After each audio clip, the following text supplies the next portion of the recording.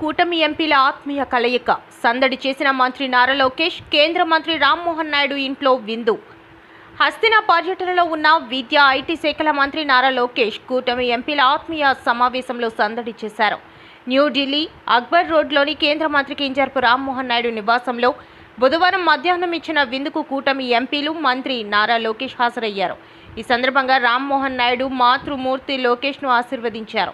కేంద్ర మంత్రి రామ్మోహన్ నాయుడు సంతానం మిహిరా, శివాన్, ఎర్రం నాయుడులను ఎత్తుకున్న లోకేష్ వారితో సందడిగా మాట్లాడించారు.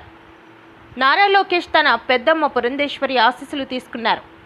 ఎంపీలందరినీ పేరు పేరున పలకరిస్తూ సందడి చేశారు. ఇప్పుడు ఆ ఫోటోలు నెట్టింట వైరల్గా మారాయి.